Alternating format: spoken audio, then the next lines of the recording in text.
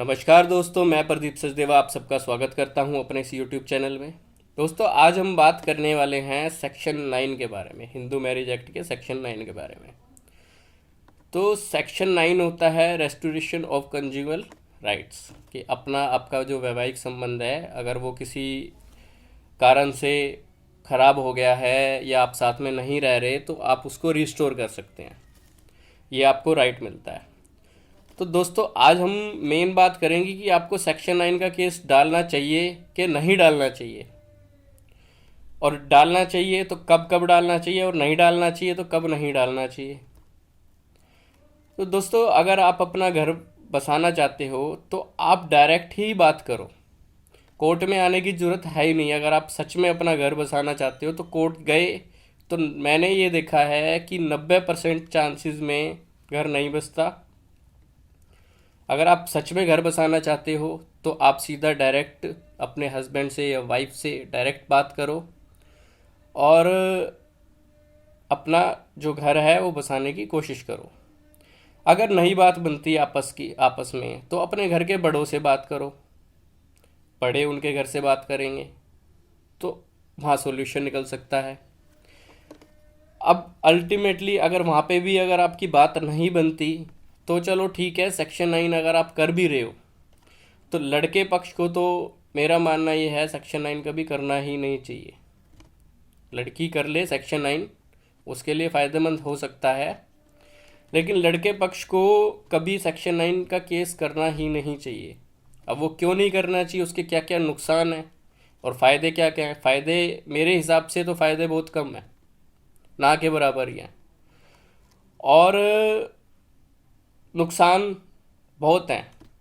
अगर सेक्शन 9 की डिग्री लड़के को मिल भी जाए तो भी लड़की बोलती है मेरे को इसके साथ नहीं रहना, तो आप क्या कर लोगे? कुछ भी नहीं। सुप्रीम कोर्ट भी नहीं कह सकता ज़बरदस्ती के भैया जाके रहो उसके साथ, आपको उसको डिग्री मिली है। ज़बरदस्ती तो सुप्रीम कोर्ट भी नहीं कर सकता, क्योंकि उसके एलिगेशन ही ऐसे लगते हैं। अब आपने, चलो ठीक है, कोई भी आपका लिटिगेशन नहीं है, साल 2 साल हो गया, वो पति पत्नी में विवाद हुए और वो दोनों अलग रह रहे हैं, लड़की अपने मायके में रह रही है या लड़का ने उसको निकाल दिया, ठीक है, जो भी सिनेरियो रहा, अगर लड़का सेक्शन 9 का केस कर देता है तो क्या होगा? उसके बाद नोटिस जाएगा। अब नोटिस चला गया, वो सीधा कहाँ जाएंगे? अपने एडवोकेट के पास। उनका एडवोकेट बोलेगा कि अगर तुम्हें रहना है तो सीधा अपना चले ही जाओ, और नहीं रहना तो डिवोर्स फाइल करो। वो बोलते हैं नहीं भाई, डिवोर्स फाइल करेंगे तो पैसे चाहिए हमें, या जो भी है एलिमनी वगैरह का पंगा होता है। अब लड़के से बात की जाती है, नहीं देता, या उसके बाद नहीं होते पैसे, तो शुरू हो जाता है 498 DV 125, पूरा लड़की की तरफ से पैकेज आ जाता है। इधर आपने तो अच्छे के लिए केस करा कि भैया मैं तो अपना घर बसाना चाहता हूँ, उधर से सामने से उसको गलत तरीके से लिया जाता है कि भैया ये तो कोर्ट पहुँच गया हमारे खिलाफ, अब क्या होगा? एडवोकेट के पास जाते हैं, एडवोकेट सीधा उनको सलाह देता है कि 498 लगा दो, तो उधर से आ जाता है 498 DV और 125। अब वो सेक्शन 9 में तो अपीयर होते नहीं, चलो ठीक है, साल 1.5 साल बाद अपीयर हो भी गए। प्रैक्टिकली जो होता है, मैं वो चीज़ आपको बता रहा हूँ। अगर साल 1.5 साल में अपीयर हो भी गए तो वो एप्लीकेशन लगाएंगे 24 की, उसके अंदर उसको लिटिगेशन चार्जेस दो, वहाँ भी फंस गए, ठीक है।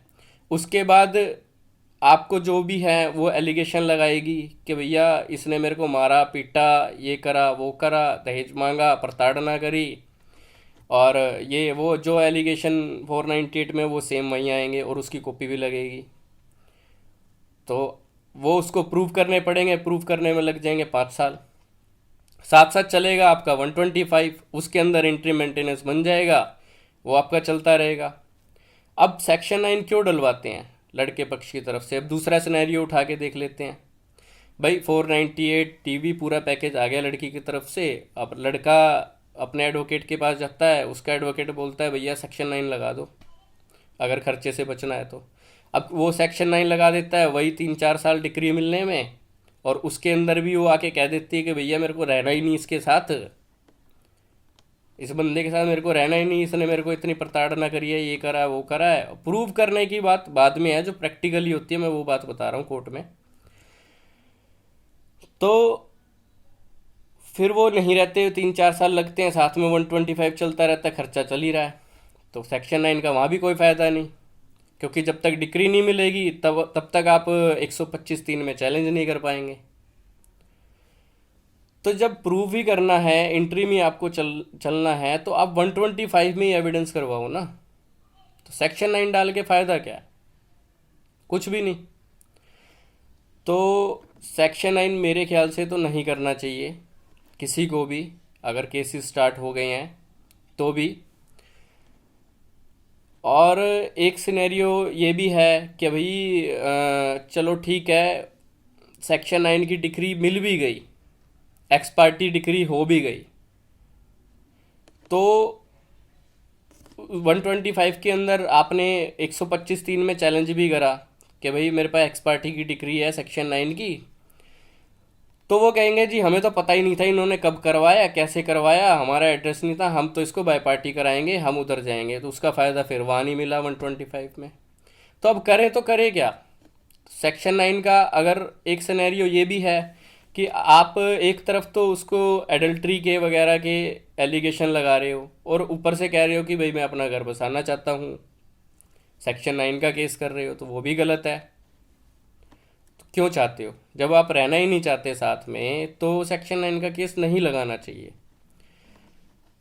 इसका सिर्फ फ़ायदा 125(3) में ही मिल सकता है, और इसका सेक्शन 9 का फ़ायदा कुछ भी नहीं है। अगर आपको डिक्री मिल भी गई तो भी सुप्रीम कोर्ट भी जो पत्नी पक्ष है उसको मजबूर नहीं कर सकता आपके साथ रहने के लिए। तो सेक्शन 9 का मेरे हिसाब से कोई फ़ायदा नहीं है, वो सिर्फ एक नाम है कि हाँ चलो ठीक है, हिंदू मैरिज एक्ट के अंदर सेक्शन 9 है, लेकिन प्रैक्टिकली उसका कोई फ़ायदा नहीं है, 0/सन्नाटा। अब बात आ गई 125 की कि भाई फिर 125 को कैसे जीतें? तो 125 के अंदर भी तो आप उसके एविडेंस करवा सकते हो। इंट्रीम तो आपका लगना ही है, चाहे आप सेक्शन 9 लगाओ ना लगाओ। इंट्रीम लग गया, उसके बाद आप एविडेंस करवाओ ना 125 के अंदर ही। एक लिटिगेशन एक्स्ट्रा क्यों बढ़ा रहे हो आप सेक्शन 9 का? और चलो ठीक है, आपने अपना घर बसाने के लिए कोशिश क्या करी, चलो 498 होता है, वहाँ पे भी आप कह रहे हो मैं साथ रहना चाहता हूँ। आप 125 के रिप्लाई में भी साथ कह रहे हो कि भाई मैं रहना चाहता हूँ, ठीक है। जज साहब के सामने भी आप स्टेटमेंट दे रहे हो कि भाई मैं रहना चाहता हूँ, मीडिएशन में भी कह रहे हो, तो आपकी तो इंटेंशन शो हो गई ना कि भाई मैं रहना चाहता हूँ, अगली नहीं रहना चाहती। और जो उसने एलिगेशन लगाए हैं बर्डन ऑफ प्रूफ उसके ऊपर है, प्रूफ उसने करना है। तो सेक्शन 9 का कोई फ़ायदा नहीं। और 125(3) का अगर आपको फ़ायदा लेना है सेक्शन 9 के, तो इंट्रीम तो आपका लग ही गया, तो फाइनल तो 125 तभी बंधेगा ना जब वो अपने एलिगेशन प्रूव करेगी। तो आपको जो भी करना है, क्रॉस एग्जामिनेशन वगैरह अपने एविडेंस देने हैं, तो आप 125 में ही दे दो। सेक्शन 9 एक लिटिगेशन एक्स्ट्रा बढ़ाने वाली बात है, और 24 सेक्शन 9 के साथ आता है पति पक्ष की तरफ से, उसको एक्स्ट्रा अपने सिर पे लेने की कोई ज़रूरत नहीं है, और ना ही एक लिटिगेशन और बढ़ाने की ज़रूरत है। तो मेरे हिसाब से सेक्शन 9 नहीं करना चाहिए बिल्कुल भी। सिंपल भाषा के अंदर बात करता हूँ, और यही सॉल्यूशन है। तो दोस्तों, आपको ये जानकारी कैसी लगी? अच्छी लगी तो शेयर करें। इससे रिलेटेड कोई क्वेश्चन हो कमेंट सेक्शन में पूछें। और एक क्वेश्चन इससे रिलेटेड ये मैं खुद ही बता रहा हूँ कि 125 कैसे जीते, तो उसके लिए मैं अलग से एक 125 अलग एक विषय है, उसके लिए मैं एक अलग वीडियो बना लूँगा, तो उसके अंदर बात करेंगे। तो अगर आपको ये वीडियो अच्छी लगी हो तो शेयर करें, कमेंट करें, लाइक करें। धन्यवाद। जय हिंद।